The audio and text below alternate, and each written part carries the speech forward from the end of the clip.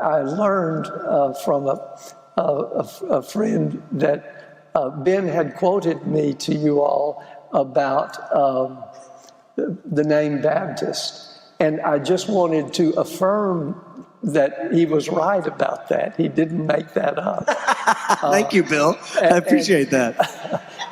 And I want to tell you why. I wrote to Ben and maybe Joe, but to Ben, right after the Southern Baptist debacle about sexual abuse became so public, and the way in which, not unlike Roman Catholics, not only did ministers practice sexual abuse to church people, but SBC leaders worked to cover it up.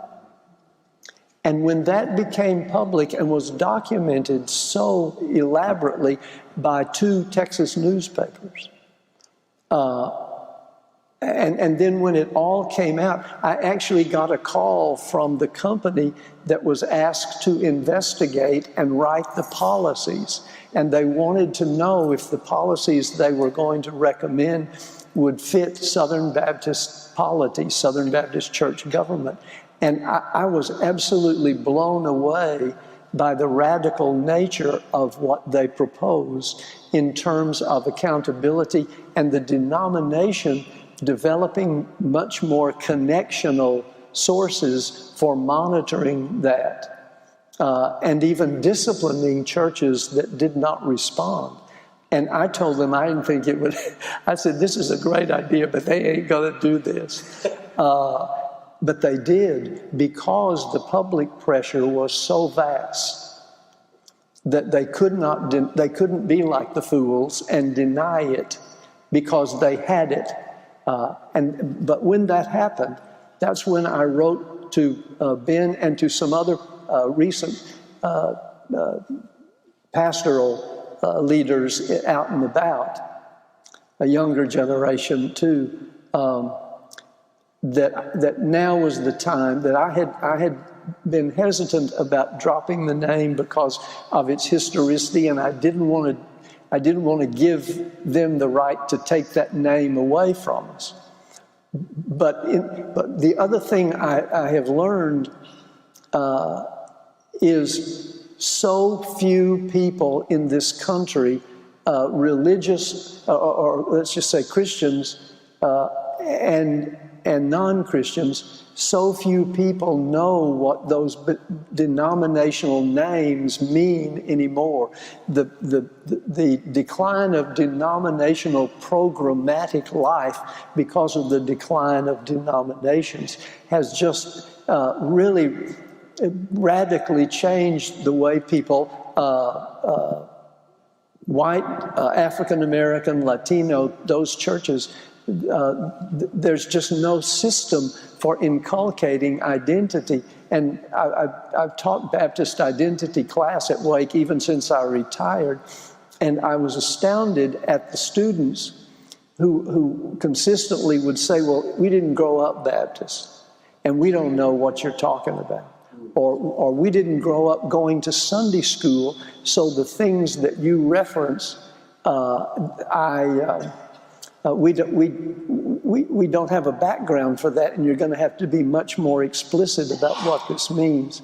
And many of them come from either having been grown up in homes that were nones, that is, religiously unaffiliated, or from other denominations, or from sparse church attendance, even in denominations. And so I think that the name Baptist doesn't register in the same way, or United Methodist, or Lutheran, or Episcopalian.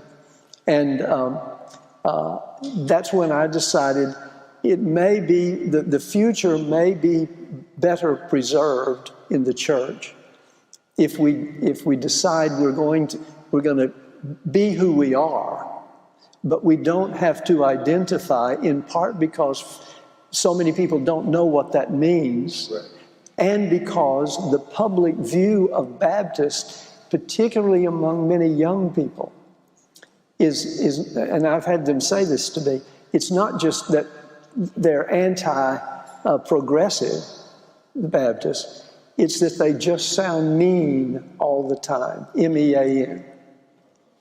And I have taken that to heart.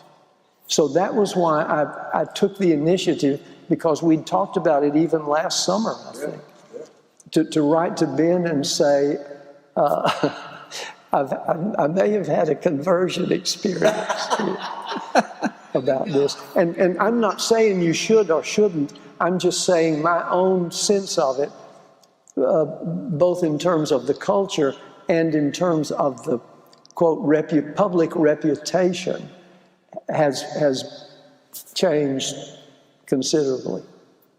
Well, I appreciate you saying that for a lot of reasons, Bill, as you could probably imagine. But I think that I have been getting contacted by a number of leaders in our church who've been lifelong members, who for them, the time has also come. Mm-hmm. And it's not, the time has come for us to not be Baptist in the way that we always have been. Yes.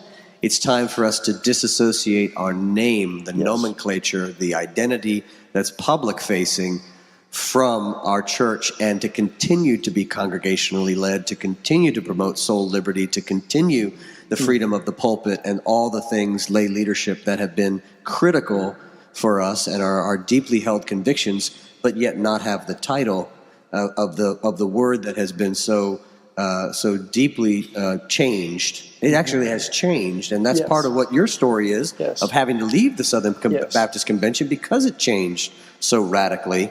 And I was thinking, as a historian, you might like this, or you might say you're crazy, Ben, but the word was an insult to start with. That's right. And now it's become an insult again. That's right. I mean, historically, Anabaptist was an insult, right? It was an insult, yes. I'm going to tease you all and wind up here and say, you know what one of the earliest names for Baptist was? It was Dipper. Dipper. D-I-P-P-E-R, because everybody else sprinkled and the Baptists dipped. And I used to tease and say, you know, the earliest name for Baptist was Dipper, but in North Carolina, that means a whole different thing. People had this little snuff in their corner. But so you might get some attention if you put Myers Park Community Church, parentheses, Dipper.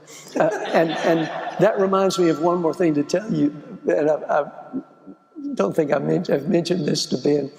One of my former students and longtime dear friends is the Episcopal Bishop of East Tennessee.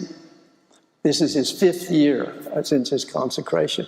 And he calls me and we talk about these changes in the church. And recently he called and said, I have confirmed over 60 people from outside the Episcopal Church into the Episcopal Church. And he said, so many of them were Baptists and Roman Catholics that it may be that ex-Baptists and Roman Catholics may save the Episcopal Church for at least another generation. And we had a big laugh about it. One thing I think that we start with, particularly if you have a historical base to talk about, churches have always excluded people, if not intentionally, but by the things they believed. And even so early, we all act like there was one church in the New Testament. No, how many epistles are there? There were as many churches as there were, at least as there were epistles, where everybody, they had a shared sense of Jesus. But Paul has to keep writing to them because they go in so many directions. And so there's a difference in excluding people because of the way the church lives out the gospel and the way churches particularly interpret their own theological and biblical approaches. And that ideally that should be something people realize and then decide to go elsewhere. But what was happening when the Baptists began is that all across Europe,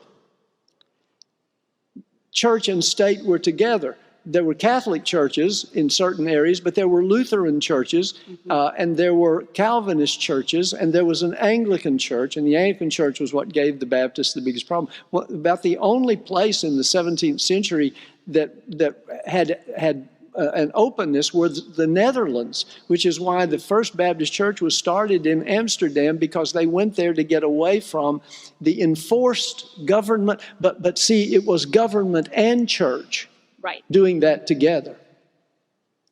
And I think that's the difference. So you're living in two worlds. One, just like Leland said, governments, faith should not be the object of legislation. But also, faith cannot be coerced. And what was happening is when you were born in one of those church-state establishments, you were compelled to baptize your children. Baptism and citizenship were tied together. And it was the Baptists, particularly Roger Williams, I mentioned this last week, who said there's no such thing as Christian nations, only Christian people bound by faith, not by citizenship. And because Baptists were adamant that each individual should be able to choose or not choose, and that was between the individual and God, not between the individual and the state or the pet church of the state. And that was the world. But Williams would have said, people who don't believe like I do, well, I'll say it this way. Williams had no patience theologically with the Quakers. And he wrote a wonderful little treatise. George Fox was the founder of the Quakers, and he wrote a wonderful little treatise called George Fox Digged Out of His Burrows. George Fox digged out of his burrows. But he let them live next door to him in Rhode Island. That was the difference. We don't believe the same, so I don't expect you to be, and I get to criticize you because I don't think you're biblical enough or whatever. But you can live next door to me. And he welcomed Ann Hutchinson, who got thrown out of Massachusetts because she was the male preachers, Puritan preachers, thought she was stepping outside the women's sphere of church life and claiming too much interpretive power for herself. Roger Williams welcomed her to Rhode Island, and she had a place to go after that with, I think, 7 children. So that was the difference. I'll give you another example. When the colony, the Catholic-based colony of Maryland was founded, they gave religious toleration to Catholics and Protestants alike. But you had to be Christian. And the original charter of Maryland says, if you don't believe in Father, Son, and Holy Spirit, and you want to live in our colony, we will kill you. That was in this country, in Maryland. They were tolerant of Christian diversity because they wanted people to move into Maryland and settle the land and pay the taxes. But if you were not Christian, you were out. Rhode Island was the first of the colonies to grant full religious freedom to everybody. The people who believe nothing and the people who believe differently, including Turks, that meant Muslims, Jews, and deists.